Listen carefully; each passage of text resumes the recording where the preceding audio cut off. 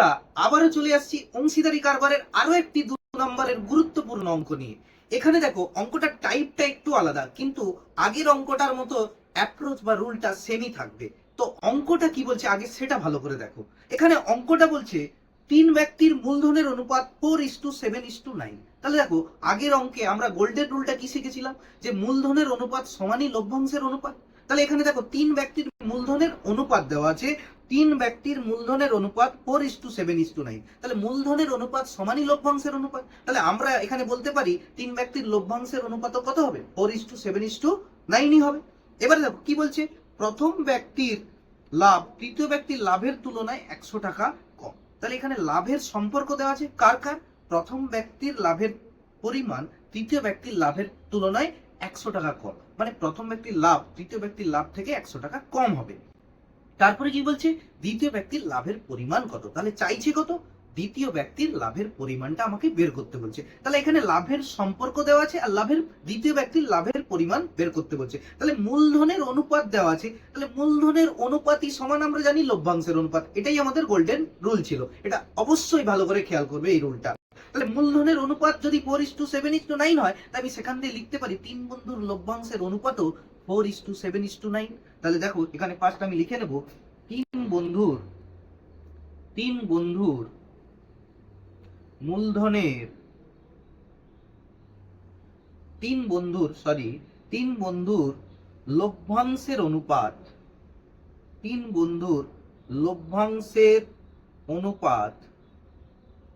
সমানও হবে কত, 4:7:9। এবারে দেখো তাহলে 3 বন্ধুর লভ্যাংশের অনুপাত পেয়ে গেছি। এবারে সম্পর্কটা কি দেওয়া আছে, প্রথম ব্যক্তির লাভ তৃতীয় ব্যক্তির লাভের তুলনায় 100 টাকা কম। তাহলে প্রথম ব্যক্তির লাভটা তৃতীয় ব্যক্তির লাভের থেকে 100 টাকা কম, অর্থাৎ তৃতীয় ব্যক্তির লাভটা প্রথম ব্যক্তির লাভের থেকে 100 টাকা বেশি। তো এখানে দেখো আমরা যদি লভ্যাংশের অনুপাত জানি, সেখান দিয়ে আমরা প্রত্যেকের লভ্যাংশটা ধরে নিতে পারি। তাহলে দেখো এখানে প্রত্যেকের লভ্যাংশ মানে প্রথম ব্যক্তির লভ্যাংশ কত ধরতে পারি, তাহলে প্রথম ব্যক্তির লভ্যাংশ সমান আমরা 4x টাকা ধরে নিলাম। তাহলে দ্বিতীয় ব্যক্তির লভ্যাংশ আমরা কত ধরতে পারি, 7x টাকা। অনুপাত থেকে আমরা সবসময়ই মান ধরে নিতে পারি। তাহলে প্রথম ব্যক্তির লভ্যাংশের অনুপাত ছিল 4, তাহলে সেখান থেকে আমরা ধরলাম তার একটা গুণিতক ধরতে হয় আমাদের। প্রথম ব্যক্তির লভ্যাংশের পরিমাণ 4x টাকা, দ্বিতীয় ব্যক্তির লভ্যাংশের পরিমাণ 7x টাকা। তাহলে তৃতীয় ব্যক্তির লভ্যাংশ কত হবে, তৃতীয় ব্যক্তির লভ্যাংশের পরিমাণ হবে 9x টাকা। এবারে আমাদেরকে কি সম্পর্কটা দেওয়া আছে সেটা ভালো করে বুঝো। এখানে বলা আছে প্রথম ব্যক্তির লাভ তৃতীয় ব্যক্তির লাভের তুলনায় 100 টাকা কম।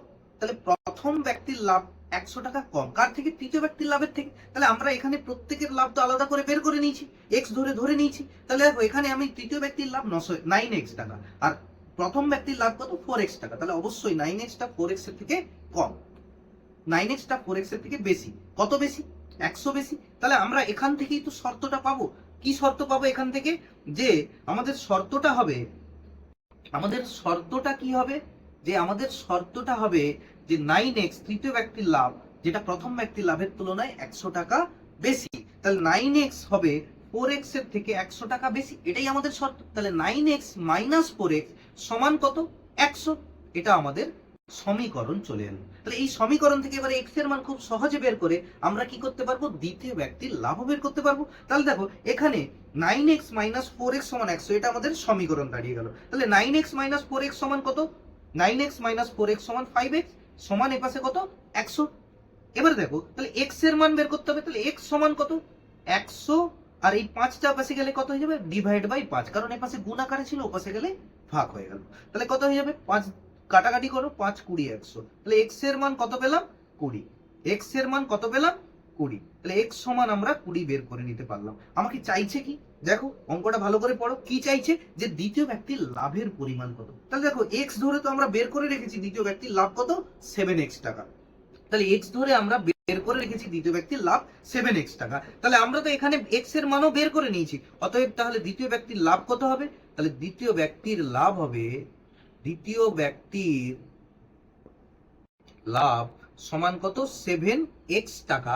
আমরা এটা ধরে নিয়েছিলাম x ধরে, তাহলে x এর মান আমরা বের করে নিয়েছি সমীকরণ থেকে। তাহলে x এর মান এখানে বসিয়ে দাও। তাহলে 7 × x এর ভ্যালু কত, 20 বের করেছি, তাহলে কত হয়ে গেল? 7 দুগুণে 14, 140 টাকা। তাহলে আমাদের কি পেলাম? দ্বিতীয় ব্যক্তির লাভ কত? 140 টাকা। আবারও বলছি বন্ধুরা, এই যে গোল্ডেন রুল, মূলধনের অনুপাত সমান লভ্যাংশের অনুপাত, এই গোল্ডেন রুলটা যদি তোমরা মাথায় রাখো, তাহলে অংশীদারি কারবারের যে কোনো অঙ্ক তোমাদের কাছে খুবই ইজি হয়ে উঠবে।